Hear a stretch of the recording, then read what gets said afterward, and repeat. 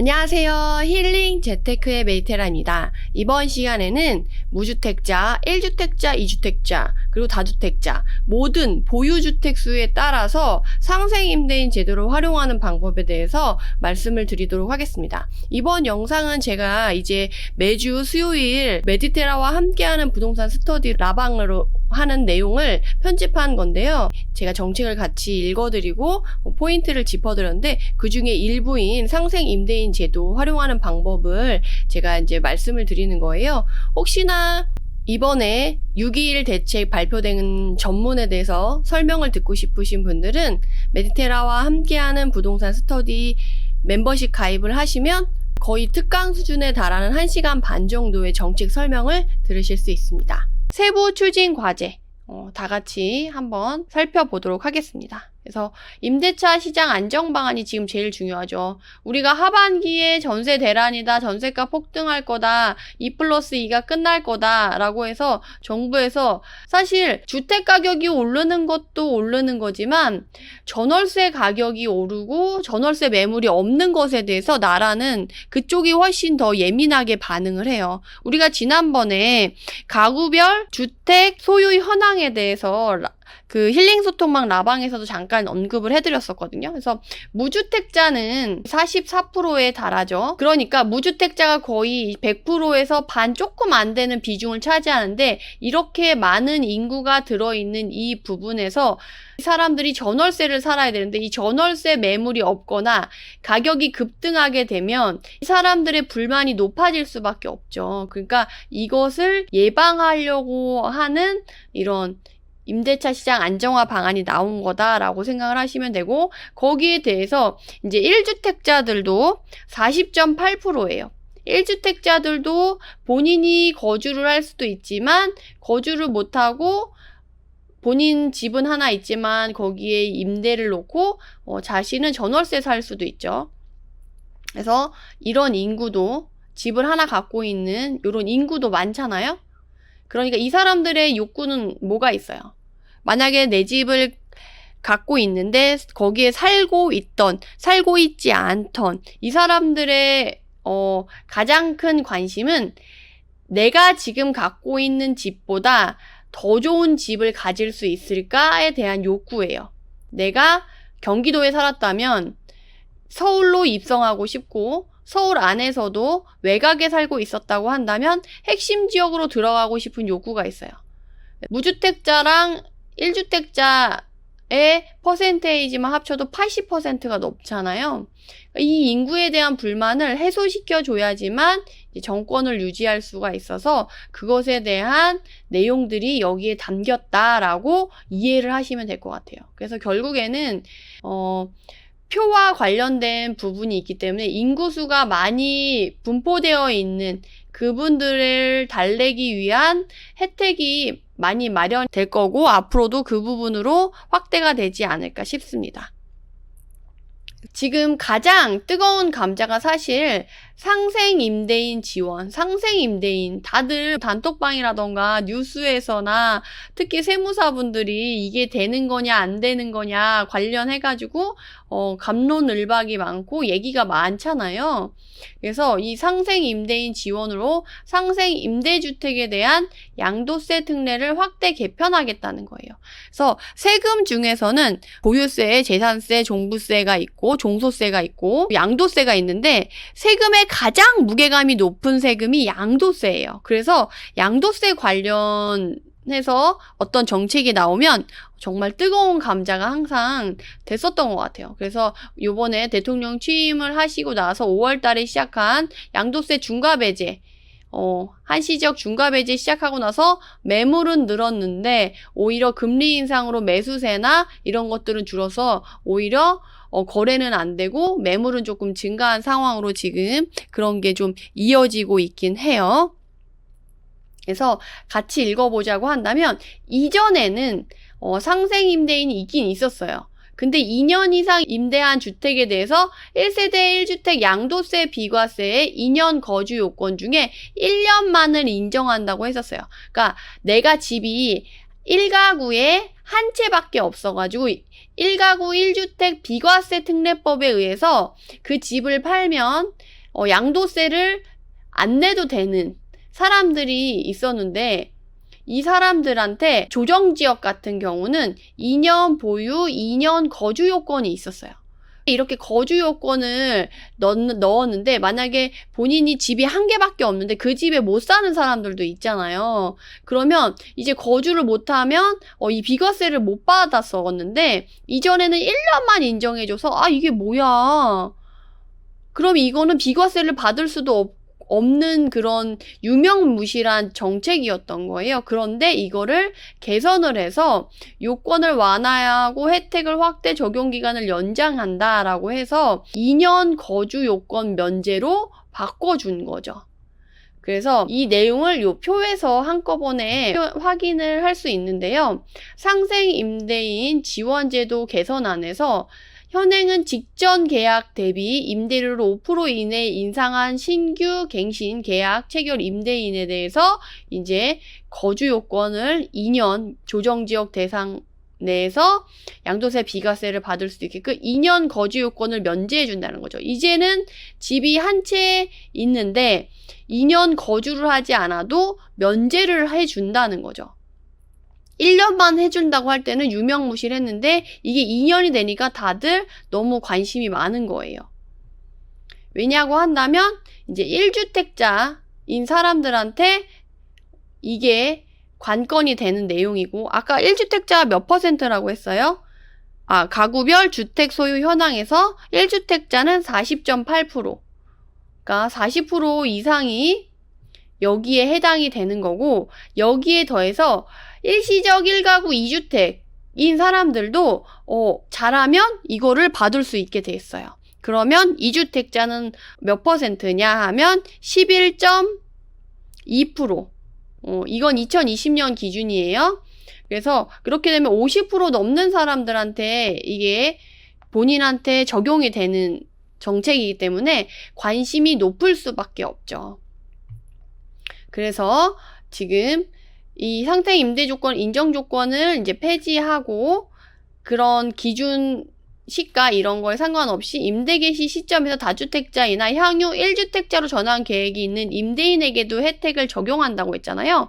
그러니까 일시적 1가구 2주택자도 여기에 해당이 되는 거고, 잘하면 3주택자도 내가 활용을 하려고 하면 활용을 해볼 수 있는 게 돼버리는 거죠. 제가 지난주에 힐링 소통방에서는 자세하게 말씀 못 드렸는데, 다주택자한테도 이걸 적용을 한다고 하면 다주택자이나 향후 1주택자로 전환 계획이 있는 임대인에게도 혜택을 적용한다고 했으니까, 만약에 3주택자인 사람도 내가 매도를 한 개 이상 하고 일시적 1가구 2주택에 의해서 적용을 받는다고 한다면 내가 적용을 받을 수 있지 않을까 싶어요. 그래서 1번, 2번, 3번 주택이 있다고 한다면 내가 만약에 3번 주택을 팔고 일시적 1가구 2주택에 대해서 이거를 적용할 수 있게 된다고 한다면 이것도 쓸 수가 있게 되겠죠. 왜냐하면 우리가 이제는 비과세 특례법에서 기존의 여러 주택을 팔고 1주택이 된 날로부터 기간을 산정해서 2년이 지나면 비과세를 해줄 거야 라는 기산일 재산정하는 대책이 폐지가 됐잖아요. 그래서 이제는 솔직히 만약에 내가 5개를 갖고 있다고 하더라도 어느 순간 내가 주택을 한 개로 만들거나 일시적 1가구 2주택을 받을 수 있게끔 기존의 주택 3개를 매도를 하고 만든다고 한다면 이것도 좀 활용해 볼 수 있을까를 생각해 볼 수가 있는 거죠. 근데 다만 좀 안타까운 건 상생 임대인 제도는 무주택자는 혜택을 볼 수가 없어요. 그런 면에서 오히려 집을 안 샀던 무주택자들은 오히려 조금 허망할 수 있지 않을까 싶어요. 왜냐하면 내가 일시적 1가구 2주택 특례법이나 이런 걸 자체도 무주택자들은 지금 봐보세요. 2022년 12월 31일까지 해서 2024년 12월 31일로 2년을 연장했잖아요. 근데 그 기간이 2021년 12월 21일부터 24년까지예요. 그럼 그 이전에 이미 임차인을 맞춰놓고 지금 2022년 오늘이 며칠이에요? 7월 6일이죠. 7월 6일인데 이거를 24년 12월까지만 해준대요. 그리고 직전에 있는 임차인은 1년 6개월 이상 살은 사람이어야 되고 내가 이것을 주택을 취득한 이후에 들어왔던 사람으로 내가 임대인으로 계약을 한 경우에만 인정을 해주겠다라는 거죠. 그러니까 무주택자는 이제 집을 사서 임차인을 넣고 뭔가를 해보려고 해도 할 수가 없는 거죠. 그래서 1주택자였는데 내가 임차인을 넣었어. 내가 실거주를 못했어. 그리고 나는 전월세를 살았는데 요거를 팔아야 될 상황이 됐을 때 내가 이 상생 임대인 제도에 적용을 받을 수 있다. 그러면 거주를 하지 않아도 비과세를 받을 수 있게 되는 거죠.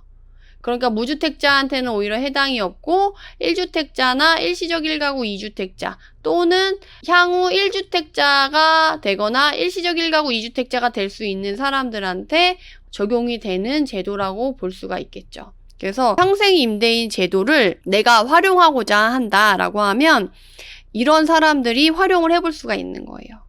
그런데 무주택자는 이 제도가 전혀 소용이 없는 거냐라고 했을 때 반대로 생각해보면 혜택을 받을 수 있는 점이 있어요. 왜냐하면 이 상생 임대인 제도를 하는 것 자체가 결국에는 갱신 청구권에 대한 대체제로 얘를 쓰고 싶어서 2년으로 바꾸지 않았나라고 저는 생각이 들거든요. 그래서 2+2가 끝났잖아요. 그래서 이제 하반기에 2+2가 끝난 사람들이 임차 시장에 부동산 시장에 참여를 하게 될 거고 만약에 매물이 별로 없고 지금 월세도 작년 대비 거의 뭐 20%? 30%? 많으면 30%까지 지금 오르고 있는 것 같아요. 월세 비중이 빠르게 증가하고 있고 월세 가격 또한 좀 빠르게 증가하고 있어서 지금 만약에 이렇게 계속이 된다고 하고 심해진다고 하면 이제 무주택자나 임대를 해서 집을 살아야 되는 임차인 분들은 불만이 높아질 수밖에 없겠죠. 그러니까 이걸 막기 위해서 갱신 청구권에 대한 대체제로 상생 임대인 제도를 써서 어떻게든 갱신 청구권이 끝난 사람들한테도 또 5%만 상승을 한 집을 제공을 해줬으면 좋겠다. 그리고 그런 매물들이 좀 늘어났으면 좋겠다라는 마음을 담아서 이 상생 임대인 제도를 개선을 한 거라고 보시면 돼요. 그래서 무주택자분들은 사실 여기서 놓치지 말아야 될 건 사실 1주택자 중에 내 집에 안 살고 임차를 주고 있는 사람 또는 일시적 1가구 2주택 특례법에 의해서 그러니까 2주택자인데 일시적 1가구 2주택 특례법을 받을 수 있는 사람의 집에 내가 임차를 살 수 있다라고 한다면 그 또한 이 제도의 혜택을 누릴 수 있게 되는 거죠. 시장에 그런 매물이 사실 많지는 않겠지만 적용이 되는 집 같은 경우에는 요렇게 얻어볼 수가 있을 테니까 내가 만약에 하반기에 임차를 구할 거다라고 하면 이런 매물 위주로 이런 매물이 나오면 내가 제일 먼저 가져올 수 있게끔 미리 부동산을 돌면서 그런 집이 나오면 바로 계약을 할 수 있게 준비를 해놓으면 좋을 것 같아요. 그래서 요즘에는 사실 부동산 투자자들만 부동산에서 미리 막 전화번호를 뿌리고 모니터링을 하고 알아보는 게 아니라 이제 무주택자분들도 내가 하반기에 새로 이사를 해야 되고 이제 만기가 다가오고 새 집을 구해야 된다라고 한다면 그런 식으로 미리 부동산에 알아보고 준비를 해놓으면 상대적으로 다른 사람보다는 적은 비용으로 적은 주거 비용을 들여서 2년 동안 또 살 수 있는 기반을 마련할 수 있을 것 같아요. 그래서 특히나 지금 전세 안 나가는 지역 같은 경우는 전세 가격도 많이 이렇게 조금 깎아주는 편이니까 그런 지역을 그런 단지를 잘 찾아서 가보시면 무주택자분들도 혜택을 누릴 수 있지 않을까 싶어요. 그래서 그 부분을 좀 챙기시면 좋을 것 같고 내가 1주택자인데 거주를 하지 않고 이제 거주를 안 한 상태에서 임차를 두면서 비과세를 받고 싶은 사람들이 지금 많이 궁금해하는 내용이 직전 계약 요건이라는 거죠. 그래서 직전 계약 요건이 주택 취득 후 직전 임대차 계약을 직접 계약한 사람만 직전 계약에 비과세로 인정을 해주겠다라고 문구가 나와가지고 승계받은 임대차 계약은 제외, 갭투자자들은 안 돼. 라고 나와서 지금 논란이 좀 많죠. 그러면 내가 매매와 동시에 전세 맞춘 거는 안 되냐. 내가 매수인으로서 그 전에 계약을 할 수도 있는데 그러면 그것까지 인정을 해주는 거냐 안 해주는 거냐 지금 논란이 되고 지금 말이 많이 나오고 있는데 이거는 나중에 유권 해석이 나와봐야 알 수 있을 것 같아요. 제가 이전에 어떤 문제가 있었냐면 집이 이렇게 세 채가 있는데 1번, 2번, 3번이 있는데 일시적 1가구 2주택 특례법을 받고 싶어가지고 내가 원래는 3번을 팔고 1, 2번 남기고 나서 일시적 1가구 2주택 특례법을 받으면 상관이 없는데 2번 주택을 먼저 팔고 1번과 3번을 일시적 1가구 2주택을 받으려고 했을 때 이것에 대한 유권 해석이 없어서 제가 되게 난처했던 적이 있거든요. 근데 제가 그 유권 해석을 한 1년 동안 기다려봐서 아는데 생각보다 빨리 답을 주지 않더라고요. 오히려 약간 딜레이하는 경향이 있어요. 그래서 직전 임대차 계약을 직접 계약했다라는 요건에 대한 그 사례를 기재부에서 빨리 유권 해석을 내놓을지 안 내놓을지는 솔직히 알 수가 없어요. 만약에 내가 빨리 하고 싶다라고 한다면 좀 시끄럽게 자꾸 민원을 제기하고 기재부에서 답을 안 내놓을 수 없게끔 만드는 방법밖에 없거든요. 그래서 향후 지켜보고 근데 만약에 내가 그것과 관련해서 뭔가 혜택을 보고 싶고 뭔가 하고 싶다라고 하면 최대한 문건과 같게끔 법 조문에 나오는 것에 충실하게 보이게끔 최대한 만들어 놓는 건 중요하겠죠. 나중에 물론 뚜껑을 열어보고 유권 해석이 나와서 내게 될 수도 있고 안 될 수도 있지만 혹여나 될 수도 있었는데 내가 그 전에 움직일 수 있었는데 안 움직여서 놓쳤다 이러면 더 후회가 되고 너무 아쉬울 수 있거든요. 지금 해놓을 수 있는 모든 방안은 우선 마련을 해놓고 나중에 유권 해석이 나오는 거를 보고 그것에 따라 내가 챙길 수 있는 건 챙기는 걸로 미리 준비를 해놔야지 아무것도 안 하고 유권 해석 나오고 나서 움직여야지 라고 하면 좀 늦을 수가 있어요. 지금 이런 요건들이 명확하지는 않지만 제가 항상 느끼는 건데 정책이 나중에 되면 막 사람들이 민원을 많이 제기하고 하면 조금씩 완화를 하면서 좀 들어주기도 해요. 그렇게 됐을 때 내가 거기에 발이라도 하나 걸쳐가지고 내가 그 혜택을 누리려고 한다면 미리미리 준비를 해놔야 돼요. 내가 혹시라도 아리까리한 경계선에 하더라도 내가 어떻게든 조금 더 문건과 조문에 가깝게끔 발을 걸칠 수 있게 상황을 미리 만들어 놓는 게 전 중요하지 않을까 싶어요. 그래서 여러분들이 그것에 대해서 지금 내용이 막 명확하지 않아서 특히나 규제정책도 빠르게 그냥 규제를 막 하다 보니까 그렇고 이제 완화를 할 때도 분명히 규제가 워낙 많았고 그것에 대한 부작용들을 많이 겪었었기 때문에 그리고 정부가 사실 우리 투자자만큼 그것에 적용을 받아야 되는 사람만큼 절실하지 않기 때문에 우리가 열심히 의견을 제시해야 되고 우리가 더 먼저 미리 준비를 해놔야 되지 않을까 싶어요. 그래서 그 부분에 대해서 여러분이 명확하지 않다고 해서 우왕좌왕하지 마시고 우선은 최대한 가깝게 요건을 만들어 놓는 게 더 중요하지 않을까 저는 이렇게 생각이 듭니다. 그럼 이만 영상을 마치도록 하고요. 해당 영상이 도움이 되셨다면 구독, 좋아요로 응원 부탁드립니다. 감사합니다.